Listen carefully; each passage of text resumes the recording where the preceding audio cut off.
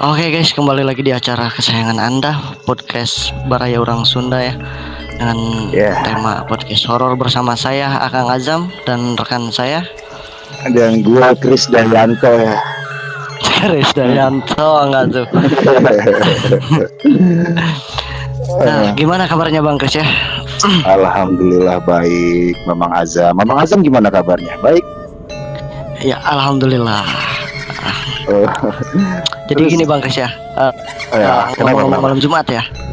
Iya. Ngomong-ngomong malam Jumat itu biasanya identik dengan hal-hal serem, hal-hal horor gitu ya kan. Hal-hal gaib gitu. Iya. Kebetulan tema kita malam ini itu tentang cerita horor member-member kita ataupun narasumber kita gitu ya kan. Nah, Kalau emang di malam Jumat ini kenapa tiba-tiba kita mau bercerita horor gitu? Ada apa sih emangnya?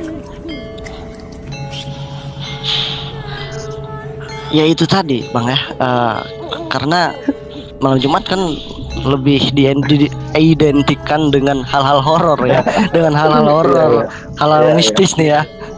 Jadi kayak ngomongin hal horor aja ya, apalagi ketika mantan ngechat balikan gitu ya kan, itu horor banget tuh menurut saya. Itu lebay sih menurut gua, gak horor ya.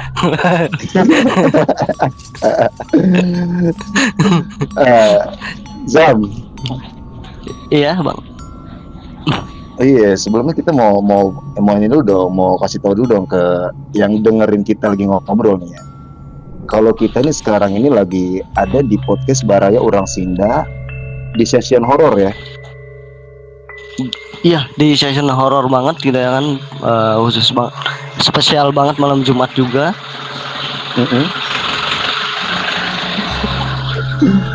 Terus Anda jangan bilang Anda lagi dikejar orang gila lagi. Dari tadi tuh Anda sibuk aja bertemu dengan saudara Anda ya. Jadi gini ya, bagi yang dengerin podcast ini ya, ini for your information aja, ini agak sedikit lucu sih. Jadi host atau rekanan gue partner siaran malam ini, itu dia siaran itu di lokasi yang sangat konyol ya. Di sebuah pasar malam-malam dia nyari tempat yang sunyi ketika dia lagi dia lagi nongkrong, dia ditemenin sama orang gila kan. Orang gila aja sampai demen sama dia gitu, apalagi orang waras gitu ya. Ya sambil ngisi kekosongan waktunya host yang lagi dikejar-kejar sama saudaranya ya. Itu kan. Oke guys ya, mohon maaf ya, sedikit ada kendali ya, ada kendala gitu kan, ada kendali lagi, sedikit ada kendala ya dari saudara saya di sini yang ngajakin ngobrol terus. Lu udah aman belum? Insya Allah aman Bang, udah dikasih rokok tadi beberapa batang gitu. Coba dikecep dulu dong, keningnya dong sedikit gitu, abang mau kerja dulu ya gitu. Kecep jangan ganggu abang ya gitu. Aduh. Iya, suruh salin. Terus gimana? Tapi ngomong-ngomong horor ya Bang ya, lu sendiri pernah nggak sih ngalamin atau punya cerita horor tersendiri gitu, dengan ngalamin hal-hal horor, hal-hal mistis di luar logika lu gitu? Ya kalau gue pribadi sih sebenarnya kalau ngalamin cerita horor itu sebenarnya gue itu termasuk orang yang apatis lah ya soal mistis atau horor gitu ya. Karena emang gue terdidik secara Islamis sekali di keluarga gue ya. Cuman pada akhirnya sampai gue ada di titik yang dimana gue ditemukan dengan kejadian yang kayak kawan gue kesurupan depan mata gue, sampai akhirnya gue tiba-tiba jadi ustadz dadakan gitu kan ya.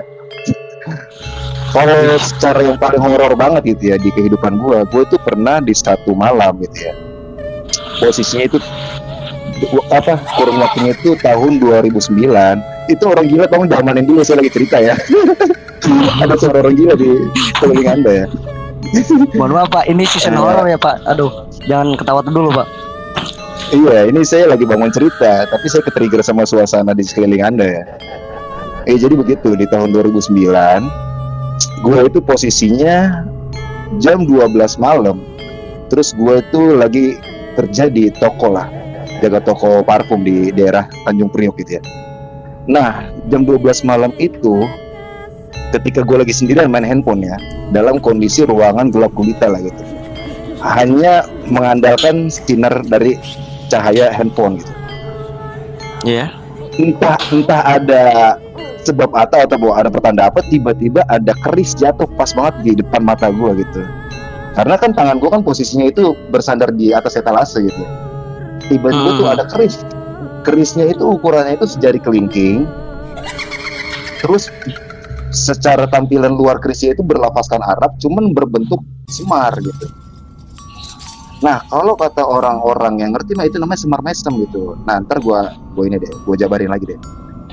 Nah, akhirnya itu keris pas jatuh itu gue buka, gue tarik dalamnya, gue tarik sarung sama si kerisnya itu, pas gue buka keluar asap. Nah, ketika keris itu jatuh ya kan bunyi kencring gitu ya, gue nyalain lampu. Iya.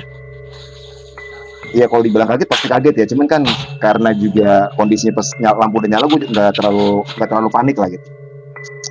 Nah, ketika keris itu gue buka, itu kayak keluar asap gitu loh, kayak asapnya sih nggak banyak ya, cuma sedikit ya, keluar asap. Terus karena gue tukang minyak wangi ya di saat itu ya, itu gue cium si kerisnya, karena kan kayak berlendir gitu kan, kayak ada minyak-minyak kayak gitu. Gue cium itu wanginya wangi Jafaron gitu ya, karena gue tahu wangi-wangi yang biasa dibeli dukun kan. Iya Pak. Karena beberapa dukun sering beli parfum itu ke toko gue gitu. Ya udah, ternyata itu wangi Jafaron. Nah, akhirnya singkat cerita begini, itu keris gue kasih ke teman gue. Itu keris gue kasih ke tetangga gue di sebelah toko gue kan, gue punya tetangga tukang pangkas rambut ya, dia orang Garut gitu. Gue kasih ke dia lah gitu kan, nih gue nemu keris nih semalam nih, buat lu aja kata gue nggak percaya gini-ginian kata gue.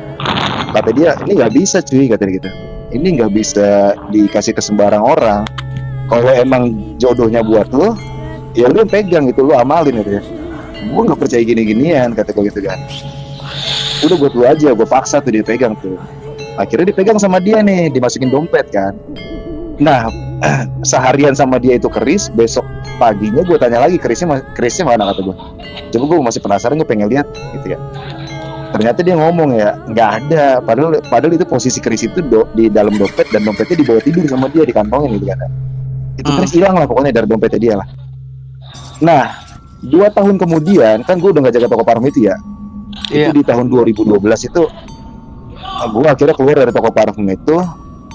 Terus gue akhirnya kerja di sebuah PT lah, di sebuah pabrik gitu kan, di kawasan Jakarta Utara, tepatnya di daerah Sunter. Nama PT-nya PT Denso gitu. Posisinya gue lagi shift 2, gue malam-malam lah, itu jam 12 malam, karena gue ditempatin di bagian gudang ya. Di saat gue lagi break istirahat, gue lagi, ya namanya kita orang kerja di pabrik ya, di bagian gudang itu pasti kita ada namanya sela-sela atau suatu spot tempat di mana kita bisa main handphone lah tanpa ketahuan sama atasan gitu kan. Kita nyari tempat buat istirahat gitu. Nah, pas gue lagi di situ sendirian gitu ya, karena emang kebetulan di gudang gue itu yang shift itu cuma 2 orang gitu kan, gue sama senior gue lagi nggak di lokasi lah pada saat itu. Tiba-tiba ada bunyi suara kayak benda jatuh gitu, kayak bunyi paku jatuh kan gitu, pencering gitu. Itu sumber suaranya itu nggak jauh dari tempat gue duduk gitu ya. Pas gue cari-cari, nah ternyata itu keris yang waktu itu sempet gue dapet gitu kan. Cuman posisinya pada saat ini tinggal kerisnya doang, sarungnya nggak ada gitu kan. Kata gue, lah ini mah keris yang waktu itu gue dapet gitu kan. Nah, kebetulan juga di saat yang bersamaan, gue akhirnya keluar dari gudang itu, gue ke taman. Karena kan waktunya kan pas lagi jam istirahat ya, jadi ada beberapa orang yang ngerokok di situ kan. Nah, ada teman kerja gue itu yang emang katanya jago lah soal kayak gitulah. Dia terkenal bisa ngelihat inilah, bisa menerawang itu gitu. Akhirnya gue samperin ke dia, kan namanya Golip gitu. Bang Golip, ini gue dapat keris ini nih di gudang, tapi gue nggak pernah cerita kalau gue pernah dapat hal itu juga waktu gue jaga toko parfum gitu kan, 3 tahun yang lalu gitu. Iya. Sampai akhirnya setelah gue kasih keris itu ke si Golip ya, Gue bilang, bang, ini ada isinya nggak, kata gue gitu kan. Oh, ini udah kosongan gitu. Tapi lu kalau mau lihat keris ini berfungsi apa enggak, sini lu ikut gue, kata dia gitu kan. Akhirnya gue ditarik sama si Golip tuh ke gudang lagi kan. Lu dapetnya di mana? Di sini bang. Gue tunjukin tempat gue dapat keris itu. Terus dia berdiri, gue dipegang sama dia nih, tak gitu ya. Nih, lu diem ya. Lu lihat ke arah apa namanya gudang yang di seberang sana, kata dia. Jadi antara jarak tempat gue sama si Golip itu ke gudang yang sebelah sana itu ada kali kurang lebih 20 meter gitu kan. Terus si itu keris diarahin ke gudang yang di gudang seberang gua, karena kondisi gudangnya gelap juga ya. Terus gue dipegang tangan gue masih Golip, mata gue diusap pakai tangannya. Terus gue nggak tahu kenapa ya, gue kayak terhipnotis gitu ya. Itu yang gue lihat ya, tangannya si Golip kan kayak lu tau gak sih Harry Potter itu ketika dia gunain tongkatnya kan di gaya-gayaan gitu, dibulet-buletin gitu ya, tangannya diselonjorin, Iya. terus tongkatnya diarahin gitu ya. Nah cuman bedanya ini keris gitu kan, tangannya si Golip menuju ke arah gudang itu diselonjorin, terus si keris itu kayak gue bikin lingkaran gitu. Itu yang gue lihat ya, pakai mata kepala gue sendiri ya. Itu kayak ada sosok genderuwo gede, itu diikat sama dia tuh dari jauh tuh. Itu gue nih ya, karena gue seumur hidup belum pernah ngeliat hal kayak gitu ya. Jadi ngeliatnya, anjing, kata gue. Itu gue pengen ngomong gak bisa, gue pengen nangis juga susah gitu. Jadi gue gemeteran aja gitu. Dan ternyata kata si Golip, ini sebenarnya lu kayak entah kenapa ada yang pengen ikut sama lu, cuman karena lu nolak, akhirnya nggak bisa nih dia ngikutin lo, kata dia gitu kan. Ya kurang lebih sebegitu cerita horor gue. Jadi gue nggak tahu kenapa ya, ada sosok yang seperti itulah gitu kan, yang coba berusaha ngikutin gue. Begitu loh. Dan lu lihat sendiri sosok itu gitu? Enggak, jadi sosok yang diikat sama si Golip itu bukan sosok yang ada dalam keris gitu. Jadi kalau yang dibilang si Golip itu, si keris ini ada isinya, dia nggak mau nunjukin sosoknya, cuman dia bisa apa namanya ya, ngebantuin lu lah buat ngejagain lu dari sesuatu hal gitu kan, dari hal-hal yang pengen gangguin lu gitu. Kata dia sih gitu ya. Begitu saudara Azam, itu pengalaman horor gue. Dan kalau dari lu sendiri bagaimana? Apa lu pernah mengalami hal-hal yang berbau mistis atau di luar nalar gitu ya, yang menurut lu paling aneh dari hidup lu gitu? Kalau menurut gue ya, dulu pernah tahun 2022, tepatnya bulan April, awal April banget, tanggal 1 April tuh. Iya. Kakak ipar gue nih lahiran ya, otomatis kan dibawa ke puskesmas. Kalau di kampung gue itu ke puskesmas, jarak dari kampung ke puskesmas itu hampir setengah jam lebih lah. Iya. Nah, berangkat malam Sabtu, langsung berangkat. Pas datang di puskesmas, semua keluarga lagi santai-santai ya. Nah, tiba-tiba bang, ada mobil polisi yang datang, mobil polisi yang belakangnya bak tuh, ya kan pak? Iya. Yang datang ke puskesmas langsung bawa satu korban nih pak. Kaget dong, geger geden di. Korban jiwa apa korban luka? Korban luka. Oh, oke. Nah, kaget dong, geger geden tuh, satu puskesmas itu geger semua. Nah, setelah itu salah satu anggota minta bantuan gitu. Minta bantuan sama orang-orang yang di sekitar buat bantuin nolongin ini korban gitu ya kan. Iya. Pada akhirnya gua ikut evakuasi dan si mobil ini ternyata salah satu rombongan pengantin yang mau seserahan. Jadi besoknya mau nikahan gitu. Innalillahi. Terus. Nah, ini rombongan terakhir posisinya. Jadi rombongan yang lain udah ke depan, dia rombongan terakhir. Tepatnya jam 3 itu supirnya udah nggak kuat ngantuk, katanya udah 2 hari 2 malam juga nggak tidur. Nah, posisi jatuhnya ini di tikungannya ke belah kiri ya pak. Nah, kanan ini jurang pak. Iya. Ya perkiraan 20 atau 30 meter ke bawah lah. Ini kecelakaan tunggal berarti ya? Kecelakaan tunggal pak. Oh. Terus sebentar gue tanya-tanya dulu ya. Ini yang dibawa ke puskesmas ini berapa orang? Satu Pak. Itu yang keluar dari mobil Pak ya. Nah terus untuk korban yang lainnya bawa mobilnya gimana? Lu tahu gak kabarnya? Nah kan satu mobil ini isinya 8 orang Pak. Yang Iya, dua oke. anak-anak. Ah, Nah mobil ini masuk ke jurang. Pas gua evakuasi nih, yang 6 itu cuma kayak luka-luka yang patah-patah gitu kan. iya. Tapi yang satu langsung meninggal di tempat karena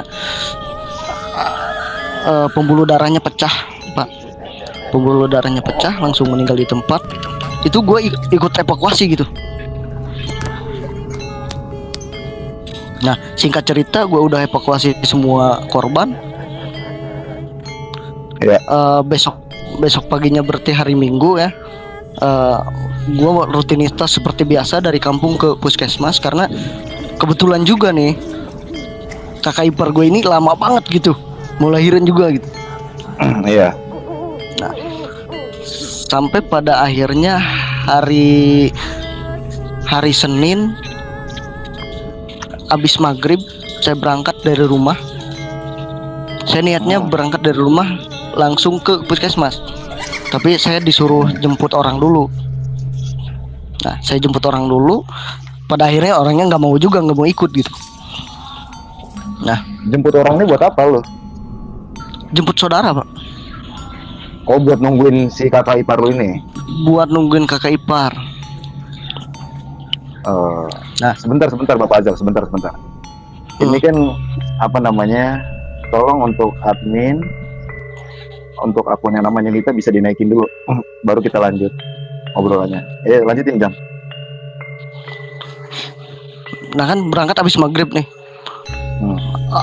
Nah saya ke rumah saudara dulu, dia nggak ikut. Pada akhirnya saya berangkat sendirian Pak. Terus Jam 8:30 Pak. Itu situasi hening banget Pak. Jalanan hening banget, nggak ada satupun motor yang lewat. Nah ketika pas di tempat kejadian perkara nih, di tikungan tajam itu tadi, otomatis lampu motor kalau beloknya ke kiri, lampu motor itu lurusnya ke jurang dong Pak. Iya. Nah itu jelas banget kelihatan sama mata, tapi bentuknya nggak bentuk padat ya Pak. Saya nggak bilang ini bentuk padat kayak baliho atau apa gitu ya kan. Ini nggak padat gitu. Gedenya sepintu. Iya. Saya perkirakan sepintu lah gedenya. Tingginya Pak itu hampir 20 meter ke atas Pak. Ini posisi pas banget di TKP tempat mobil itu terjun bebas gitu. Pas banget Pak. Oke. Pas banget di situ. Terus? Jadi emang kita harus beloknya ke kiri ya. Lampu motor posisi lurus pasti. Sebelum kita belokin posisi lurus ke jurang, itu langsung ke situ Pak. Langsung arah ke situ posisi. Cuaca di situ emang kayak ngembun kayak gitu. Lampu motor nggak terlalu jelas warna kuning itu loh, lampu motor. Iya. Ketika lampu motor nyorot ke situ Pak. Ya. Terus bodohnya saya nengok ke atas Pak. Kenapa? Bodohnya saya nengok ke atas ini, pengen lihat ujungnya. Oh ya oke. Logisnya Pak, pikiran saya pada saat itu mungkin ada seseorang yang naruh baliho secara berdiri kayak gini gitu ya kan. Iya. Tapi setelah saya lihat ke atas itu kepalanya hitam ya, nggak kelihatan bentuk mukanya kayak gimana, tapi putihnya ini kayak ada bercak darah gitu Pak. Terus. Nah posisi dari tempat itu sampai ke puskesmas itu hampir 20 menitan Pak ya. Sebentar, Itu si bayangan besar itu kurang lebih tingginya berapa meter? Saya memperkirakan 15 sampai 20 meter lah. Perkiraan saya. Gila, Soalnya nggak ngukur itu juga kan, gitu. itu kan tinggi banget kalau 15 meter ya kurang lebih. Maka dari itu saya langsung nengok gitu. Itu dia kalau yang lu lihat itu cuma kayak bentuk pintu atau emang kain sih yang lu lihat gitu? Bentuk kain warnanya putih, Pak. Anjir, terus? Makanya tadi saya bilang logika saya, siapa tahu ada yang naruh baliho dengan posisi terbalik kayak gini gitu. Iya. Anjing, suara kuntilanak terus. Nah, setelah saya sampai di puskesmas nih, kan sebelum saya pasti ada yang lewat situ gitu kan. Nah, saya nanya, Pak, ada yang naruh baliho enggak di tikungan ini? Semua jawaban bilangnya enggak ada. Tadi sore itu enggak ada baliho di situ. Dan ya, orang-orang yang otomatis itu tahu ya lokasinya ya? Tahu.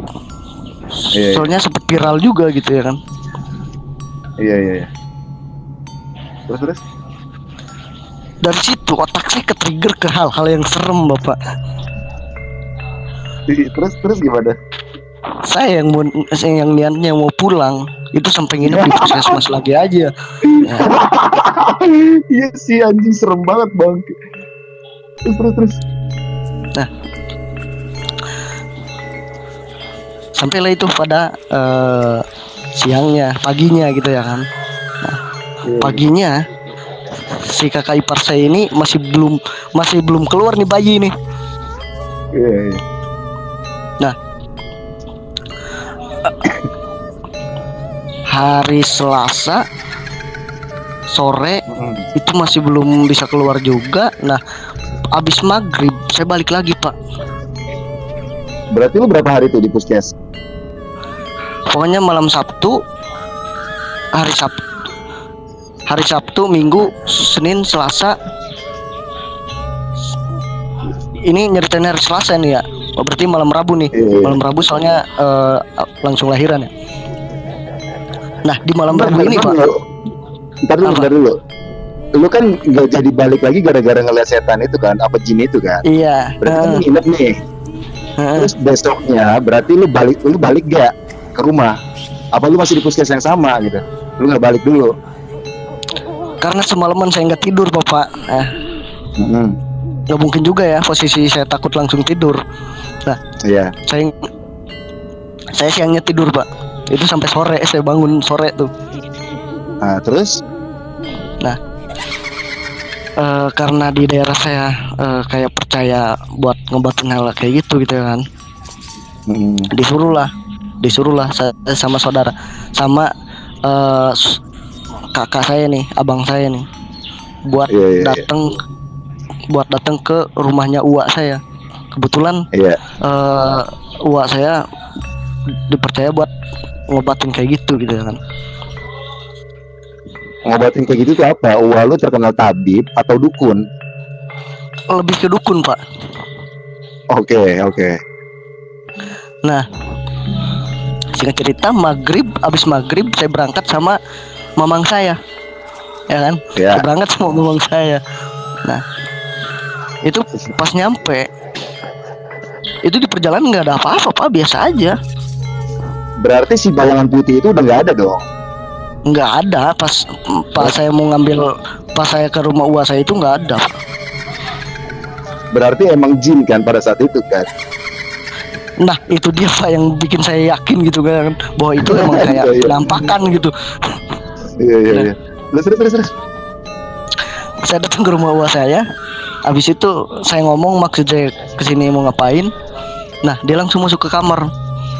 Biasanya, Pak, saya sering banget ke situ. Biasanya uak saya itu nggak lama ngerjain sesuatu itu, nggak lama gitu. Ini sampai sejam, Pak, saya nungguin. Feeling saya curiga dong, Pak. Saya curiga banget ya, Pak. Nah, Habis itu saya dikasih Ngerjain botol. Sebentar, ngerjain sesuatu itu apa maksudnya? Pasiennya. Ngerjain kayak baca-bacain doanya itu, Pak. Oh, ya, terus. Nah, saya dikasih aqua botol yang udah dibacain doa. Saya masukin ke tas. Oh, iya. Terus? Dari pertama saya dari rumah uak saya tuh, itu udah ngerasa dingin banget.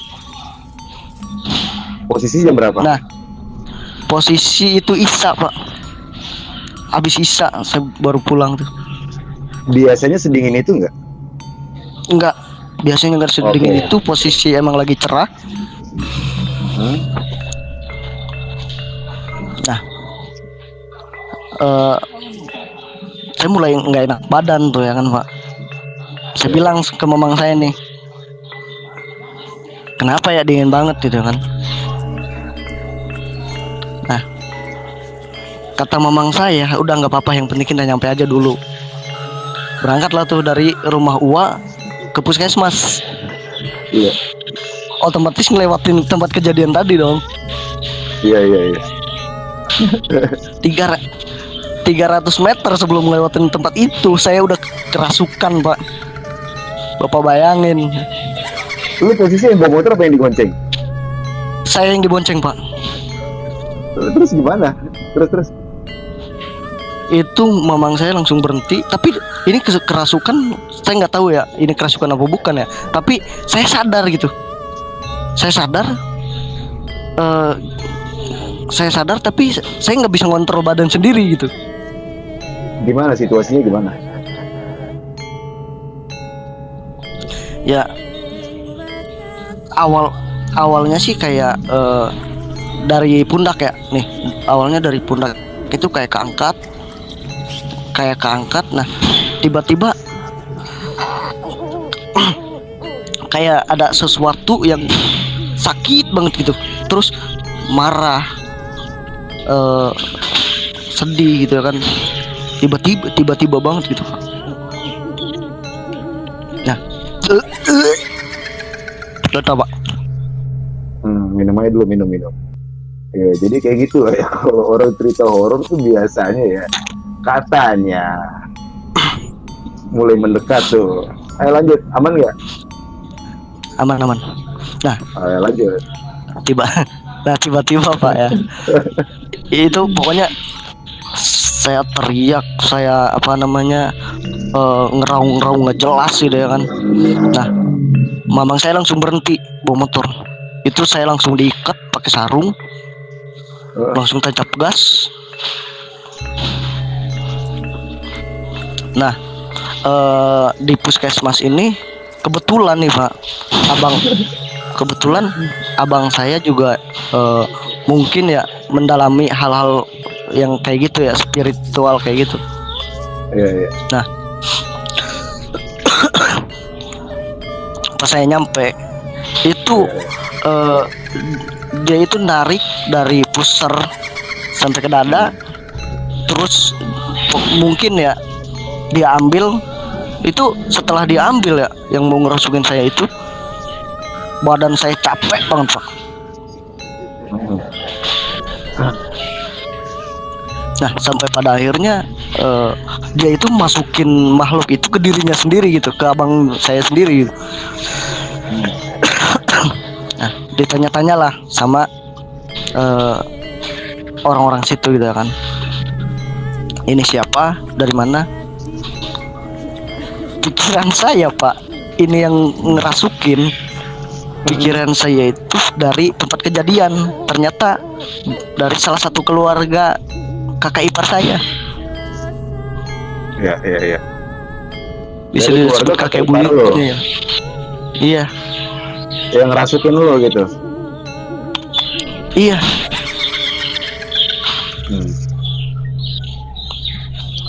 Zam. Iya. Zam.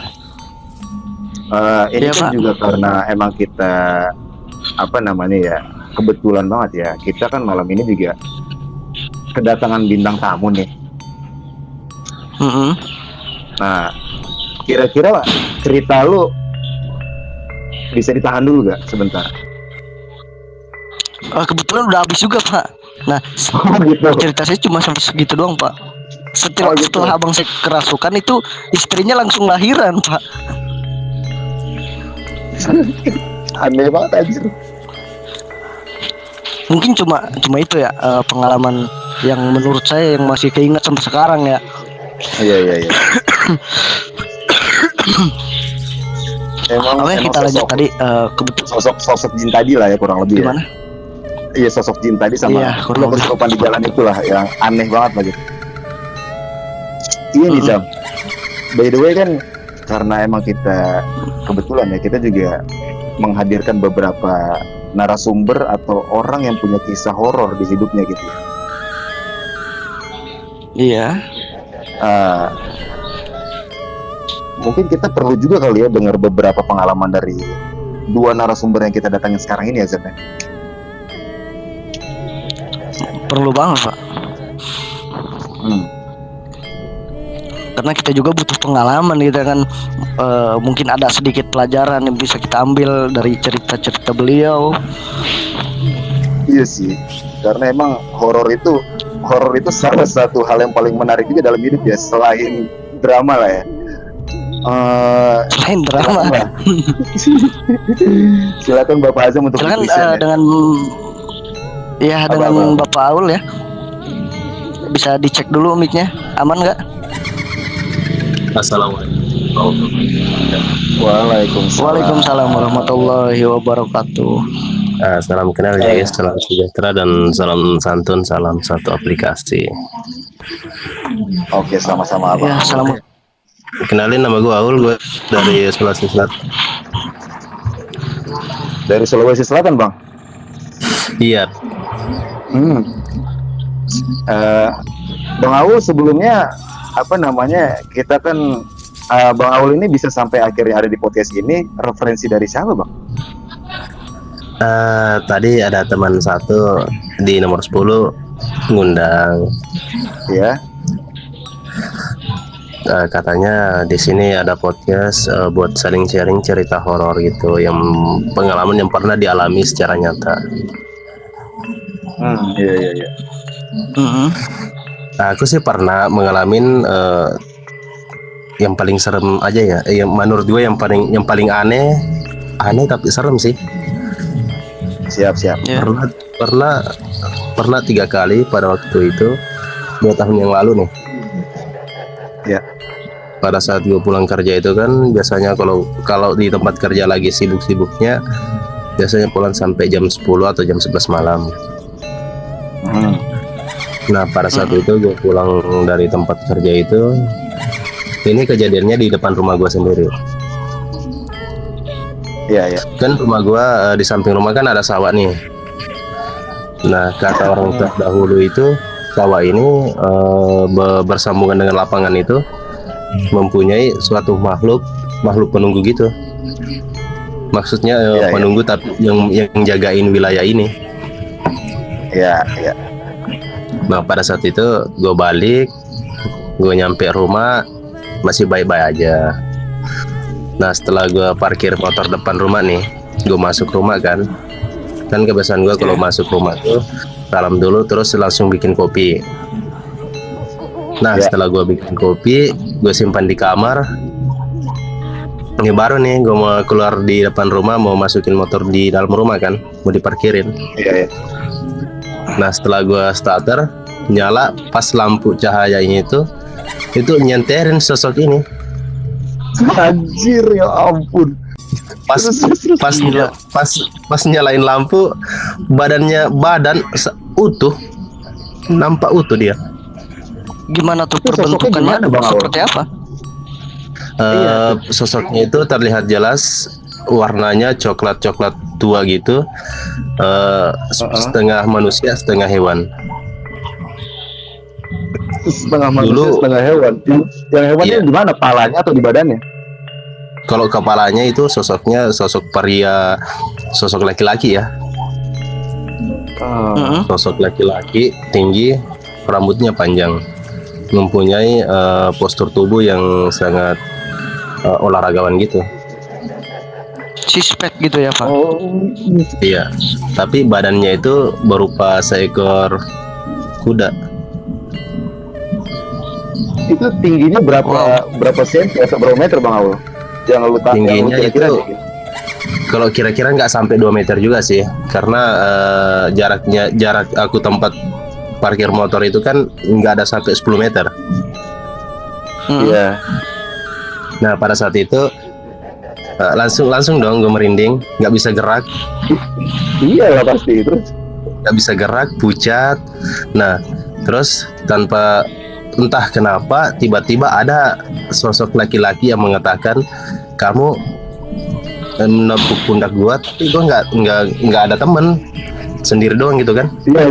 Iya. Nah dia tepuk pundakku, terus dia bilang kamu jangan takut, dia cuman kebetulan lewat, cuman dia kaget karena kena cahaya lampu. Terus. Nah setelah itu aku disuruh nih, kamu baca surat ini sama surat ini. Nah, alhamdulillah setelah gue baca udah hilang, udah ini rasa takutnya udah mulai hilang, dan perlahan-lahan motor gue aku masukin lagi di rumah kan. Hmm. Nah setelah itu gue lanjut istirahat tanpa pikirkan itu lagi. Nah setelah itu besoknya lagi gue kerjakan seperti biasa, tanpa memikirkan hal-hal yang membuat konsentrasi terganggu itu. Nah gue balik nih, gue kan singgah dulu di rumah temen. Iya. Jam berapa Jam posisi, 2. Bang Aul? Posisinya kan dari tempat kerja lagi pulang ke rumah, tapi aku mampir dulu nih di rumah temen. Iya. Nah kejadiannya masih di rumah. Di rumah lu nih ya, di tempat yang sama ya. Iya di tempat yang sama. Jam berapa? Nah, setelah gue masih 2 tahun yang lalu, di tahun 2021. Jamnya jam berapa Jam. Bang Aul? Jamnya bukan tahunnya. Jamnya itu di jam 2 malam. Buset. Terus. Buset. Gue balik gue singgah dulu di rumah teman sampai jam 2 tuh. Nah, baru gue balik. Kan di rumah sementara gue lagi sendiri karena kemarin bapak kan sempat menggarap ladang tante gitu kan. Dia bermalam di sana. Nah, gue balik ke rumah, masih nggak terjadi apa-apa. Setelah masuk rumah, bikin kopi, duduk sambil dengerin musik, sambil nyebat gitu kan. Iya. Tiba-tiba ada suara keras seperti burung di atap rumah. Iya. Nah, di awalan itu kan aku masih biasa-biasa saja. Iya.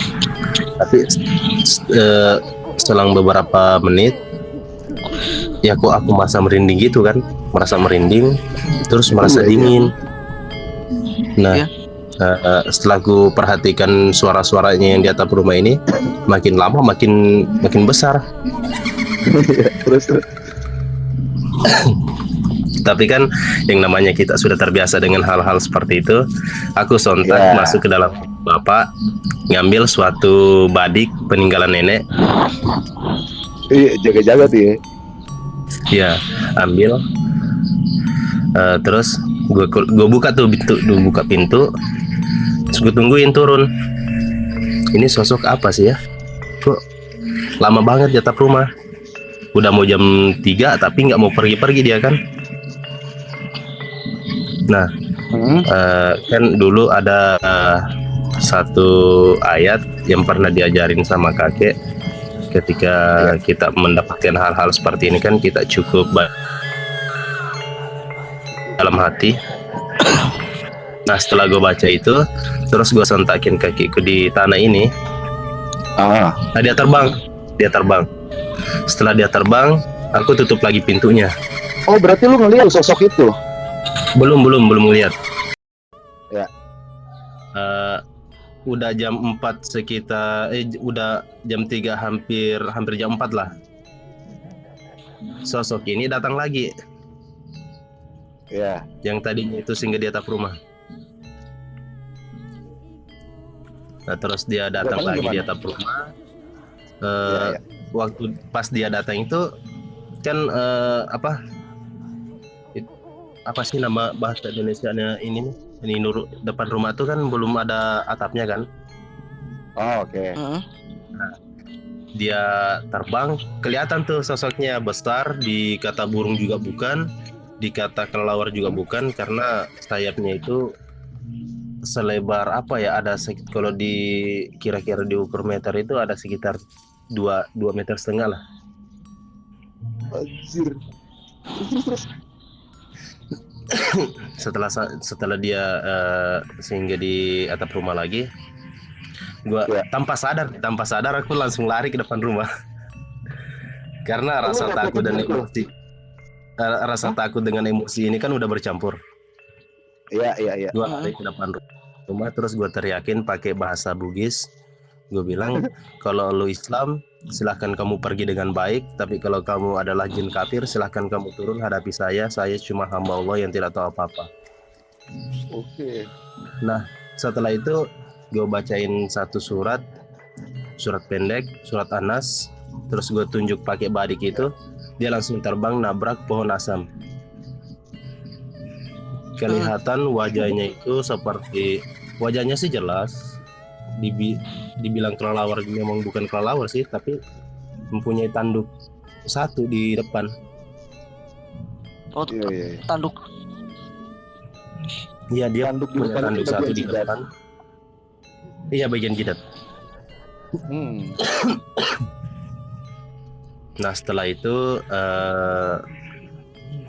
dibacain surat-surat juga pendek juga di dalam rumah. Alhamdulillah udah nggak ada, udah normal. Tapi memang sih dulu sering menemukan hal-hal yang ganjil gitu. Karena secara kan depan rumah gua, orang-orang dulu itu mengatakan bahwa ini adalah jalan jalan alternatif para makhluk gaib untuk turun ke sungai. Jadi rumah lu dekat ke sungai berarti ya? Iya, dekat sungai. Kan rumah gua masuk di di lorong-lorong gini kan, di pinggir-pinggir, masih pinggiran gunung lah. Yang gua tempati pada saat ini sampai sekarang juga masih di sini. Bahkan sampai sekarang masih sering terdengar ada seseorang yang jalan-jalan di pinggir rumah, di depan rumah ini. Masih sering kedengeran gitu aktivitas kayak gitu. Iya, biasa kan aku kan kebiasaannya tidurnya jam 2 jam 3. Jadi kalau tengah malam itu biasa dengar lewat, lari, apa segala macam, kayak sepatu kuda gitu. Oh, mungkin dia lagi lewat. Tapi secara perbentukan atau wujud ya, yang lu lihat sendiri cuma itu doang. Dua tuh. Iya. Yang manusia Cuma dua. setengah binatang, dengan sosok yang kayak kelelawar itu ya. yang kayak mirip kelelawar tapi bukan kelelawar. Cuman gitu sih yang pernah gue alamin, aneh tapi betul-betul nyata. Karena kan dulu itu aku sempat nggak percaya namanya goib-goib itu kan. Iya.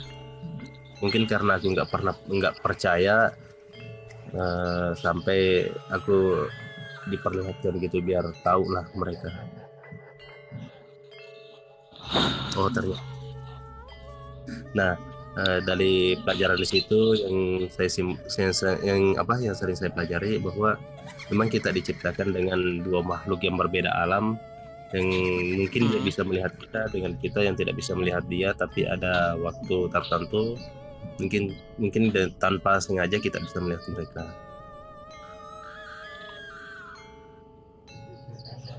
Mungkin ada teman-teman yang lain pernah mengalami hal-hal yang ganjil, bisa diundang naik, atau si Lita naikin Lita. Tadi sih kata si Abah ada katanya Kalita gitu ya kan. Iya, temen juga tuh. Cuma nggak tahu nih adminnya kemana nih. Aku turun aja ya. Di atas juga nggak apa-apa sih Pak. Bisa. Oke. San mau turun apa di situ aja San? Nggak ada orangnya. Nggak ada. Si Lita nggak ada di bawah kah? Nggak ada. Tadi udah disuruh naik tapi nolak. Oh udah nggak bisa. Tadi. Lita Lita katanya berhalangan buat hadir ya. Ini keterangan dari nomor 10 tadi nih. Ada WA saya. Oh, siap siap siap. Kalau dari Bapak San sendiri gitu ya kan, yang eh, sebagai salah satu driver gitu ya kan, kadang juga melintasi perbukitan atau tempat-tempat serem gitu ya kan. Hmm. Apa cerita paling horor gitu ya kan yang pernah dialami Bapak San? Tapi yang mau gua ceritain bukan tentang Clipper sih ini. Dulu kan gua hidupnya di jalan ya. Tentunya kalau hidup di jalan gua punya sedikit bela diri gitu kan. Gua pernah mencoba untuk mengalap ilmu hitam sama teman saya berdua. Ilmu hitam yang kayak gimana nih? Positif, Kayak negatif nih? kebal gitu. Ah, Gua terus kan, terus. nah, gue carilah orang yang bisa gitu ya, udah berguru jadi guru gue gitu. Sampai waktu bayar sekitaran 2,5 juta, dan gue dicoba dimandiin lah di sebuah sumur. Itu sumurnya itu kepala air loh, di tengah-tengah hutan ya. Dan di situ gue disuruh mandi sampai dia ngejemput lagi ke situ. Jam berapa tuh lebih tepatnya, Pak? Jam 12 pas, karena kan kalau kayak gitu gak boleh kepagian, gak boleh ke siangan juga, jadi jam 12 pas. Jam 12 pas. Malam apa ya lebih tepatnya nih? Malam Jumat, malam Senin, sampai malam Selasa. Oh, berarti bukan hanya sekali nih Gak ritual hanya mandi-mandi kayak gini. iya. Oke, lanjut. Jadi waktu gua mandi itu kan gua gak disuruh jangan teriak, jangan lari kalau ada apa-apa gitu kan, sampai dia ada jemput lagi. Nah, terus gua mandi lah di situ. Ya teman-teman, aku masih dipanggil di aplikasi yang satu. Oh Oh ya, ya, Bapak Ul ya. Makasih ya atas cerita-ceritanya dan Iya udah iya. sharing-sharing cerita di acara ini. Makasih juga buat Bang Yuda udah dihadirin, dipanggil aku ke sini. Makasih buat teman-teman semuanya udah diberikan buat berbicara. Semoga kita semua dapat berlindungan dari Allah Subhanahu wa taala. Amin ya Allah ya Rabbal alamin ya. Mungkin sampai di situ ya teman-teman semua. Aku izin pamit dulu. Assalamualaikum warahmatullahi wabarakatuh. Waalaikumsalam warahmatullahi wabarakatuh. Nah, lanjut. Jadi gimana Bapak San? Lanjut. Iya ya. Terus waktu itu gua mandi ya kan di sumur itu. Baru 2 gayung air udah ada orang ketawa di belakang. Ada yang ketawa, Orang ketawanya ini bentar. Orang ketawanya itu cewek apa cowok nih? Cewek. Jadi cewek itu ketawa di belakang saya, ketawa, dan ada orang yang nangis juga ya. Jadi di situ juga gue dilarang merem, harus tetap buka mata. Di situ gue lihat sosok perempuan duduk sambil jongkok gitu.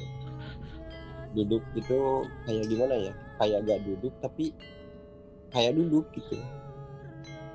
Dia jongkok nangis, lah. Kita menyimpulkannya jongkok aja lah. ya.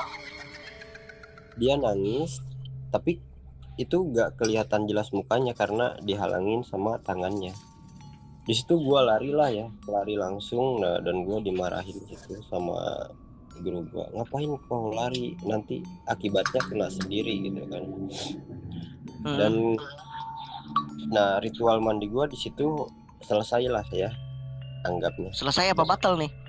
Batal, diselesain. Jadi lanjut ke. Kalau temen lu gimana? Kan berdua nih. Temen gue juga sama waktu itu, dan temen gue sampai sekarang itu gila ya. Gila dalam hal mengulik gangguan mental, ilmu-ilmu kayak gitu. Gangguan mental. Oh iya. Dan gue lanjut ceritanya. Suruh, ya udahlah daripada mandi kan coba yang kedua aja. Gue disuruh di tengah-tengah makam nih kan ada kayak gubuk ya. Nah gue di situ disuruh baca ayat-ayat yang dikasih sama dia. Dari masing-masing ayat itu gak tahu gitu lah, ayat Al-Quran apa ayat apa, masing-masing dibacakan 100 kali ya. Dan di situ pas gua baca di situ ya kan, banyak yang terjadi hal-hal yang aneh-aneh seperti digedor-gedorin lah itu gubuk, kayak ada orang ketawa lagi, nangis, ada pokoknya semua suara-suara itu kayak ada.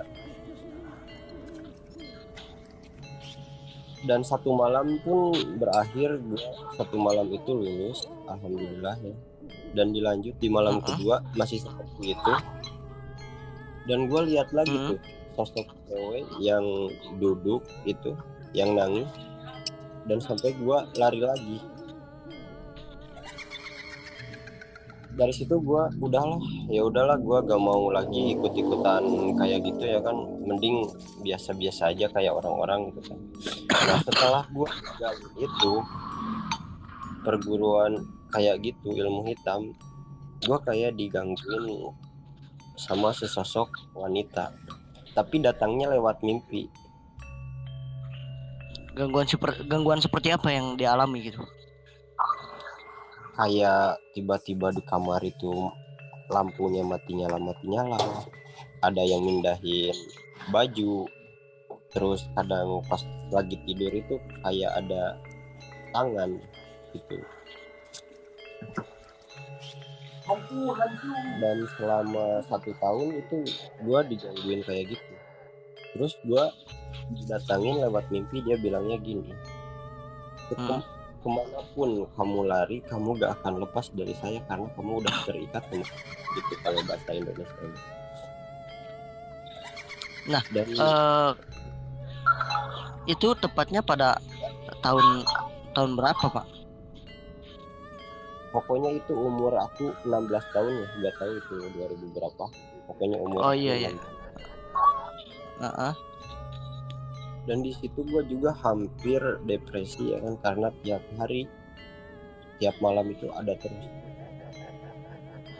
Sampai orang tua angkat aku kan manggil dukun, terus kayak ustadz, itu tetap aja ngeganggu. Dia datang lagi lewat mimpi bilang gini, kamu mau ngelakuin usaha apapun, mau sampai manapun, kamu gak akan lepas karena kamu udah terikat. Nah, cara lu lepas dari teror itu gimana gitu? Sedangkan kayak lu udah, kalau keluarga lu udah berusaha manggil dukun, ustadz, itu nggak mempan gitu. Nah, itu waktu itu gue keluar dari situ, gue dimasukin ke sebuah pesantren. Di daerah mana tuh? Di daerah Cipetei, pesantren Darul Fikri. Di mana? Darul Fikri, Cipetei. Enggak, daerah mana? Oh, Cipetei. Daerahnya Sukabumi. Oke. Dan di pesantren itu pun gue sering kayak hal-hal aneh kayak di kamar, sampai teman-teman gue pun gak mau satu kamar sama gue karena katanya ada seorang perempuan sering duduk di pojokan pintu. Tapi gue gak pernah itu gue ngelihat kayak gitu ya, gak pernah ngelihat lagi semenjak gue kena gangguan mental itu, gak pernah lagi ngelihat cewek kayak duduk gitu. Anjir, merinding gue, Cok. Tapi kalau untuk temen gue kan kayaknya udah parah ya, dan sampai sekarang pun temen gue masih hidup, masih gila. Karena apa? Karena ya ngalap ilmu hitam itu kita gagal, jadi digangguin dong. Maksudnya gagal itu dia gagal ngamalin ya? Apa-apa? Bukan, jadi gagal dalam prosesnya, Pak. Iya, gagal dalam prosesnya. Hmm. Jadi kayak kayak yang terikat setengah gitu kata si dukunnya itu. Iya iya. Iya. Itu lu Enggak. posisinya ngalamin hal itu di usia berapa, San?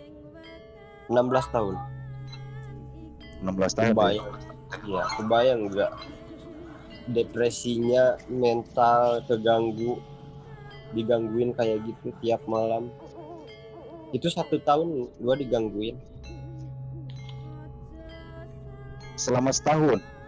Iya, selama setahun itu gua ditanya itu kayak gimana, kayak orang linglung gitu loh, Bang. Yang lu rasain tuh ya? Iya, kayak sunyi, sepi, mas. Kalaupun banyak orang yang jenguk ke gua itu, gua rasanya takut. Emang secara visual yang lu lihat tuh apa gitu sampai akhirnya bikin lu trauma gitu?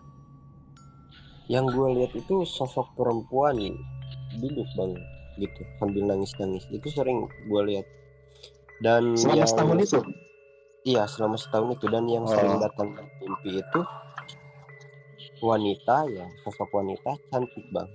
Cantik, sosok wanita cantik. Dia bilang kayak gini, lu gak akan bisa lepas dari gua, mau kemana pun lu usahanya, gimana pun caranya ngelepasin gua, lu gak bakal bisa lepas dari gua, gitu bilang.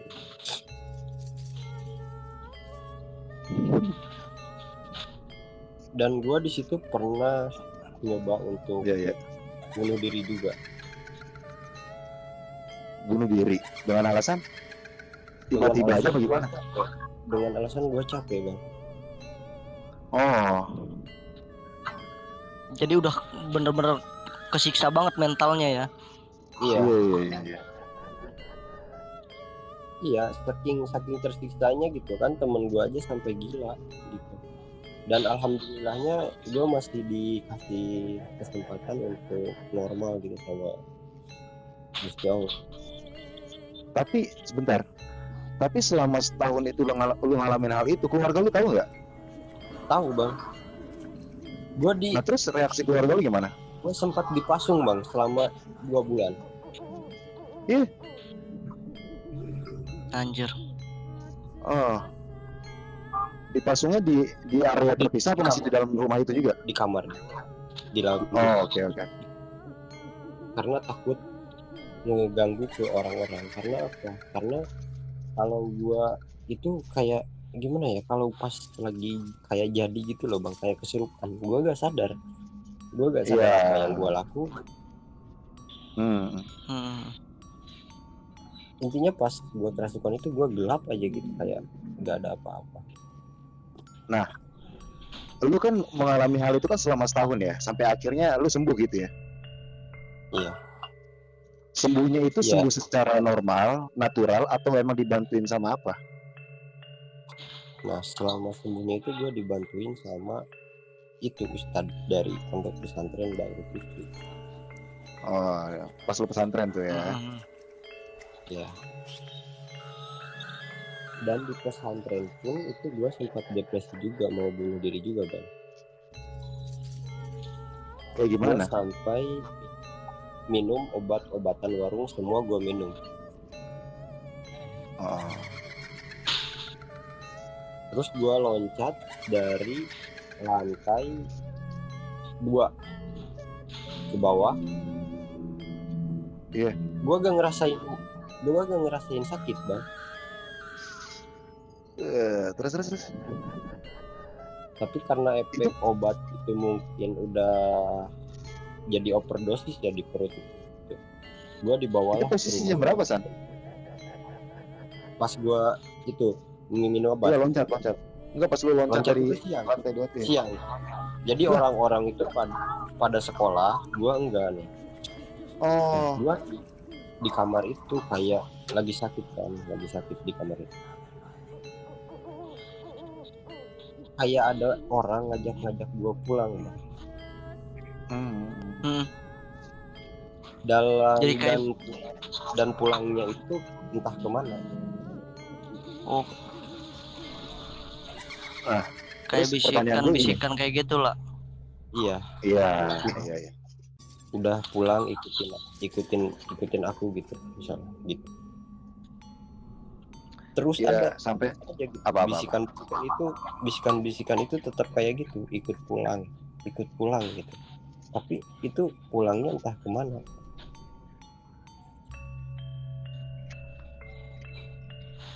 Dan Terus setelah sampai akhirnya lu sembuh tuh? enggak, belum. Oh Setelah belum. dirawat di rumah, Apalagi? dirawat di rumah sakit, kan harusnya kalau orang overdosis itu lama ya, lama sembuhnya juga gitu. Gua 3 hari nggak sadar, dan kata dokter juga udah nggak tahu selamat apa enggaknya. Tiba-tiba gua bangun nyopotin kayak oksigen, Impusan. kayak gitu. Gua rambut semua, Bang. Dan infusan yang kecolok di tangan gue itu hilang. Karena lu cabut tuh ya. Iya. Terus. Dan di situ gue dibawa lagi ke pesantren itu lagi, dipisahin kamar, dan gue di situ dipasung lagi. Dipasung? Iya, di pesantren dipasung. Jadi setiap ngaji itu ngajiin gue, Bang, kayak ngajiin gue. Setiap rutinan itu gue kelilingin sama orang-orang pondok.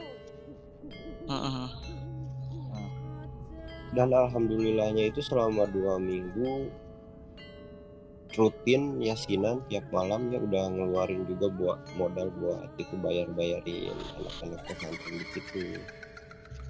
Dari situ gua alhamdulillah bisa normal kembali. Nggak ada lagi tuh bisikan-bisikan yang kayak ngajak pulang ataupun teror-teror yang biasa datang. Alhamdulillah nggak ada. Dan gue pas udah sadar itu, harusnya gue inget ke teman gue kan. Di situ gue belum tahu kalau teman gue gila. Gue datanglah ya kan ke rumahnya waktu itu. Bu, si Restu kemana, kata gue kan. Si Restu gak tahu kemana, katanya. Dia udah lama gila, jadi dia sakitnya itu keliling-keliling jalan, jadi ada gak tahu keluarganya pun udah nggak ngurus gitu. Iya, sampai saking ininya keluarganya, karena dia kalau marah itu kayak bawa-bawa golok. Oh, berarti dia depresi lebih dari lu gitu ya, Bang? Iya, dia lebih parah dari gue gitu kan. Dan sampai sekarang itu kabarnya sih masih hidup ya, tapi keluarganya itu gak tahu kalau mereka si Restu ini hidup apa enggak.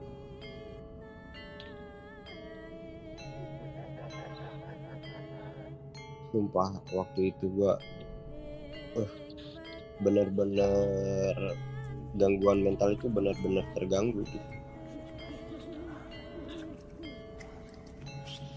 Kayak tiap malam ya selama 1 tahun itu. Gila. Iya, selama 1 tahun gue digangguin kayak gitu. Dan naasnya itu gue sampai gimana ya, tangan gue kayak gak ada darahnya gitu loh, kias gitu loh. Pucat gitu tangan. Iya, pucat semua, badan gue pucat kayak orang meninggal.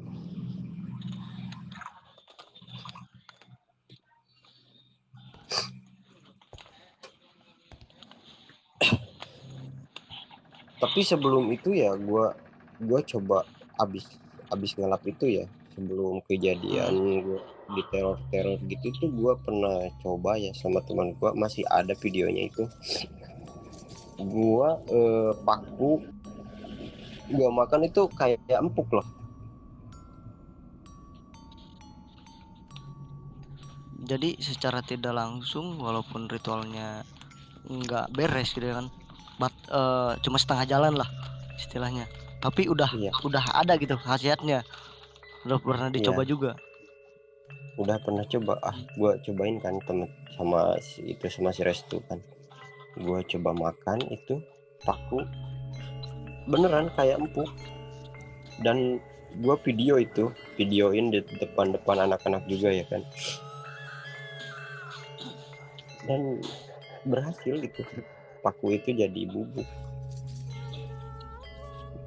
Dan setelah itu di videoin itu 1 minggu lah, dari situ banyaklah kejanggalan terjadi. Mulailah tuh teror-terornya Iya. terjadi tuh.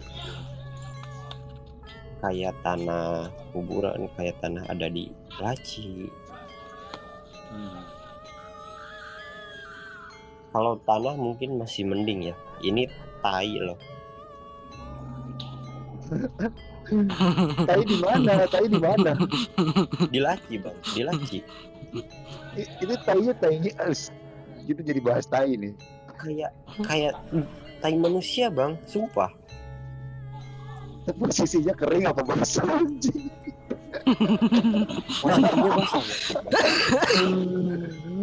Mencret anjing, gua sih nggak kebayang ya.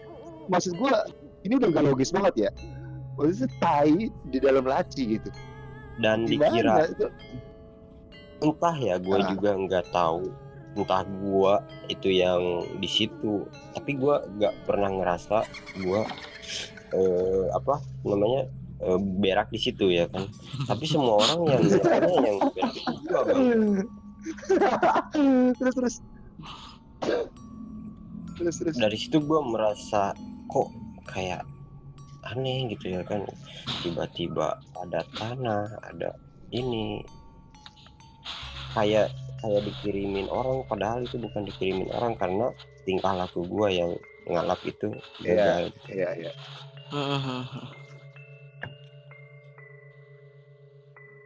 Terus Ntar minum dulu. iya, silakan. Kelihatannya Silakan Bapak.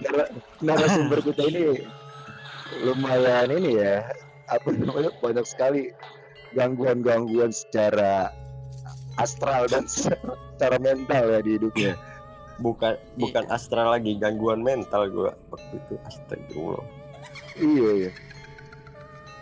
Secara kan Bagaimana, Pak, Pak Hasan? dengan posisi Apa-apa? dia itu mengulik apa namanya, Apa? ilmu-ilmu yang kayak gitu Pak, ilmu-ilmu yang Iya. negatif kayak gitu ya kan. Akhirnya Dan secara dari nggak situ langsung gue berdampak ya. percaya. Iya. Dari Iya, situ iya. gue percaya bang adanya ilmu hitam itu. Iya, dari situ gue percaya adanya ilmu hitam itu. Soalnya ngalamin sendiri gitu ya Pak. Mungkin orang lain bilang apaan sih ya, kayak gitu zaman sekarang nggak ada gitu kan. Iya. Tapi setelah dialamin, gue ngalamin sendiri. Kan banyak orang yang bilang kalau gagal lu bisa gila, kalau gagal lu bisa gila gitu kan. Kalau nggak kesampaian bisa gila. Ternyata emang Iya. bener. San. Iya gimana? Lu ngalamin teror tai dalam laci itu berapa lama?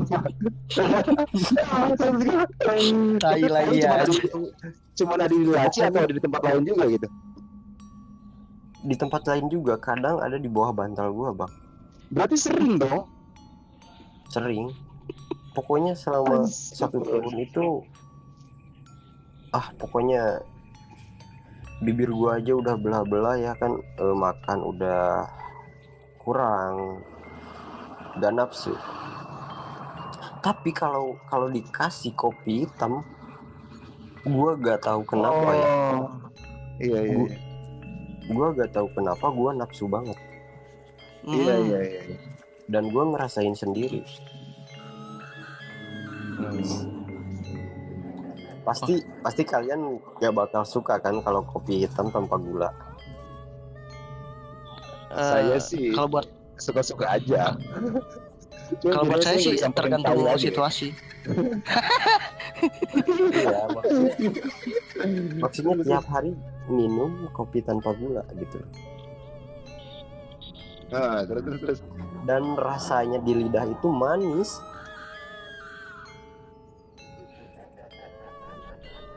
Iya, yang lu rasain manis dia. Sedangkan emang dibikinnya secara pahit gitu, nggak bagi gula. Iya, Terus apa yang lu alamin tuh? ya gitulah bang. Tetap setiap gua minum kopi itu gua nafsu banget, tapi makan gua gak terlalu nafsu. Berapa tahun tuh ngalamin hal itu tuh? 1 tahun sampai gua dibawa ke pesantren. Oh, berarti ini masih berkelanjutan dengan peristiwa setahun belakangan itu. Lu ngalamin Iya. gangguan-gangguan itu. Iya, Oh, gitu. Sampai akhirnya lu sembuhnya di pesantren. iya. Dan itu akal-akal orang tua angkat aku sih, masukin pesantren aja deh. Siapa tahu kan Iya. kalau pesantren kan gak bakal masuk gitu ya kan, ternyata nggak segampang itu. Anjir, tetap bisa masuk. Iya. Nggak ngaruh berarti ya. Iya, kata orang-orang kan di pesantren gak mungkin ya kan, tapi ya itu yang gue alamin gitu. Iya. Sampai orang-orang sekamar gue aja gak mau tidur di kamar gue. Gue diasingkan sama seluruh anak-anak pesantren di situ karena gue aneh katanya. Berarti lu terisolasi dong di kamar sendirian. Iya.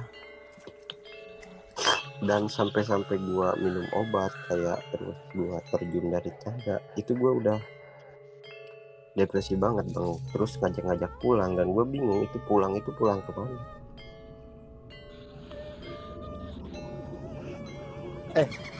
Tapi lu untuk aktivitas lainnya gitu ya, selama lu ngalamin depresi itu ya di pesantren ya, lu kan diasingin nih di dalam kamar gitu ya, lu nggak punya Iya. teman sekamar gitu ya. Hmm. Itu hal-hal lain apa selain lu ngeliat si cewek nangis di pojokan gitu ya? Hal lain apa? Lu pernah gak sih disamperin sosok lain gitu selain si cewek itu gitu? nggak pernah sosok lain. Dia terus yang ngintilin itu. Dan Karena mungkin tadi itu Pak. setiap eh, saking gua Gimana? penasaran ya, saking gua penasaran, gua pengen lihat itu mukanya. Setiap gua samperin itu gak ada bang. Nggak ada tuh apa? Nggak ada sosoknya apa nggak ada mukanya? Iya, gak ada sosoknya. Ngilang. Iya, kayak ngilang gitu. Misalkan sekitaran berapa meter ya, adalah atau 4 meter 5 meter, nah kelihatan gitu kan di pojokan Iya. pintu. Nah pas gua samperin itu tiba-tiba gak ada gitu terus. Itu lu masih ingat gak sih sosoknya itu, wanita itu kayak gimana? Berpakaiannya, terus rambutnya kayak gimana sih? Pokoknya itu putih, kalau rambutnya hitam, pokoknya kayak perawatan banget gitu rambutnya itu, hitam lurus Cantik gitu. dong. Tapi gua gak pernah lihat mukanya bang, karena setiap gua ngelihat itu nunduk sambil ini duduk Anjing. nutupin muka pakai tangan nangis gitu bang. Anjing. Itu apa? Maksud gua pakaiannya lusuh atau bersih? Bersih bang, pakaiannya bersih putih. Dan duduk itu enggak, gimana ya bang, enggak nyentuh ke itu loh bang. Oh, nggak napak Duduknya ini ya, ke lantai ya? Iya, duduknya itu enggak nampak ke lantai.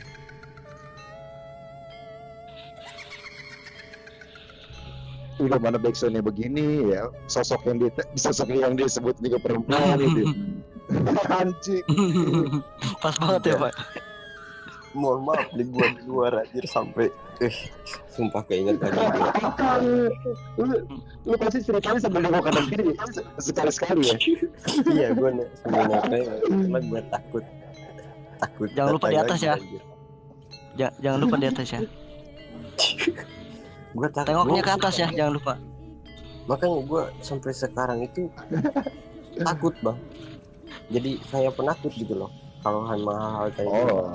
Pernah Iya. ngalamin segitunya gitu. Nah, San, pertanyaan gue gini. Akhirnya kan lu bilang tadi katanya sembuh di pesantren gitu ya. Kurang lebih kan begitu ya. Apa gimana? Nah, akhirnya lu setelah mengalami gangguan itu selama setahun ya, dari gangguan astral sampai ke mental lu pribadi gitu ya.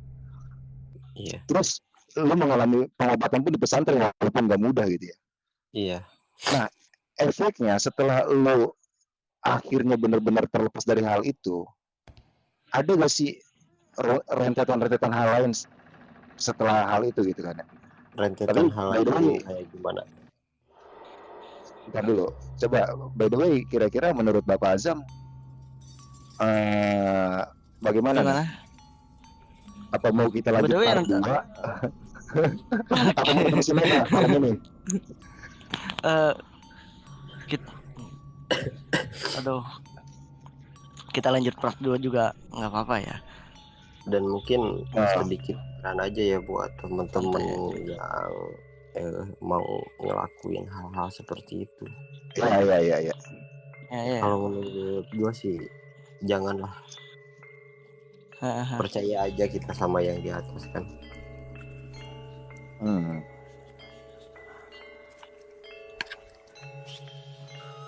Karena kalau gagal kayak gitu, efeknya ke diri sendiri.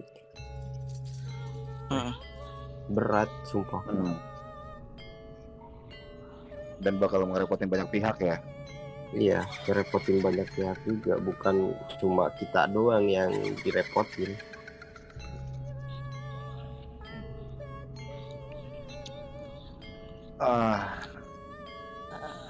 Jadi pesan moralnya dari Bapak San itu, coba Bapak San kasih dong pesan moral yang paling benar-benar ngena deh buat kita semua yang dengerin cerita ini nih. Dari semua pengalaman yang lu alamin gitu kan. Apa Iya, hanya jadi- cuma sekedar jangan buat hal itu apa-apa gitu. Iya, jadi jangan pernah mencoba lah intinya. Walaupun sekalipun kalian penasaran atau kalian pengen jaga-jaga atau apalagi buat gaya ya kan, itu bukan hal-hal sembarangan menurut gua. Dan gua juga sebelumnya sama buat jaga-jaga gitu kan, buat jaga-jaga karena terlalu menyepelekan hal itu. Akhirnya gue terjun dan gue sendiri yang ngerasain begitu beratnya gitu kan kalau pantangannya. Oh, jadi selain dari larangan agama ya Pak ya tentang kita Iya. jadinya menuhankan hal yang kayak gitu ya, mengulik-ngulik hal-hal yang kayak gitu. Iya. Dari secara pengalaman juga emang merugikan gitu kan, banyak sisi negatifnya dari situ gitu. Iya. Dan bukan cuma kita aja yang dirugiin, dan semua orang yang bersangkutan dengan kita juga disangkutin gitu, rugi ke diri sendiri, rugi ke orang lain, keluar duit juga ya kan.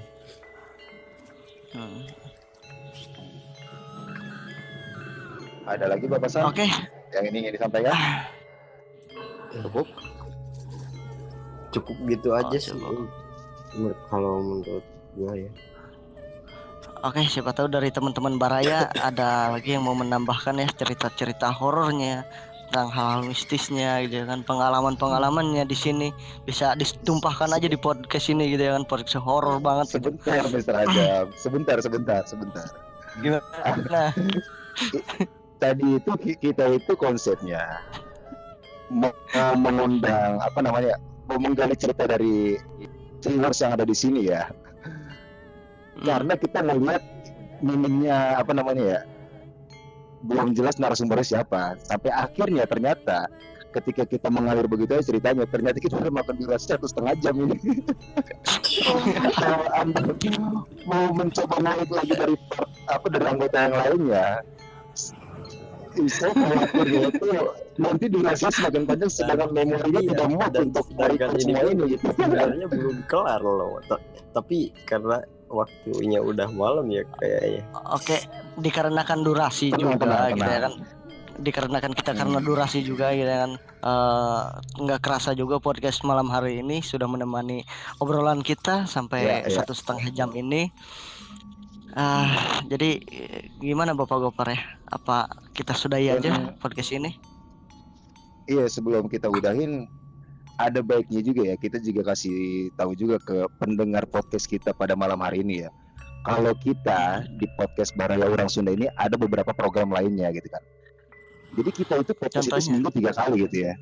Ada podcast seputar kehidupan dan lain-lain. Dan di malam Jumatnya itu kita ada podcast horor kayak sekarang kita lakuin lah gitu ya.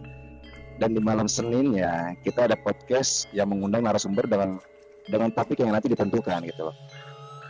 Jadi untuk yang mendengarkan podcast Baraya Orang Sunda pada kesempatan kali ini, boleh di-subscribe bagi yang nontonnya di YouTube ya, atau bagi yang nontonnya di Hago, silakan datang di malam-malam yang udah tadi kita sebutin gitu ya. Ataupun bisa di Begitu, follow saudara salah Azza. satu anggota, bisa di follow salah satu anggota di sini gitu kan, buat yang di Hago ini. Coba tuh ketika ada acara podcast ini bisa langsung masuk aja gitu ya kan. Dan barangkali ya, kalau kalian juga mau ikut gabung di family-nya Baraya Orang Sunda, silahkan ya kan. Yang penting jaga keaktifan dan jaga nama baik family. Bapak tiba-tiba promo family. Bapak colokan promo, tapi nggak apa-apa. Karena di podcast kita ini tujuannya itu kita mau mengembangkan bakat bagi para member. Sebenarnya itu tujuan kita bikin podcast gitu kan. Syukur-syukur bisa ada bakat atau bisa ada sesuatu hal yang kita dapatkan di dalam family ini lah, bukan cuma sekedar nongkrong, ngobrol ngalor ngidul gitu ya. Gitulah. Iya kan, daripada kalian galau-galau ya kan, terus melampiaskan ke yang enggak gitu kan, gimana? Ya begitulah guys ya, kurang lebih dari penerangan Bapak Sandi yang emang selalu disisip-sisipin soal percintaan ya. Emang dia pakar cinta juga sebenarnya. Selain owner, dia pakar cinta, pakar apa namanya spiritual juga ya. Gue dalam percintaan gue sebenarnya bodoh sih bang, sumpah. Ya udah, jangan dibawa di sini nanti jadi ketahuan dapur Anda ya. Tapi Bapak Zan silakan, mau gimana? Oh ya, siapa tahu dari teman-teman viewers yang ada di bawah ataupun teman-teman kalian ya yang punya cerita-cerita horor, bisa langsung hubungin aja salah satu member Baraya gitu, Baraya banget gitu ya kan, buat diceritain di malam Jumat selanjutnya, karena kita akan ketemu lagi di malam Jumat di podcast horornya. Mungkin sekian dari podcast malam kali ini ya.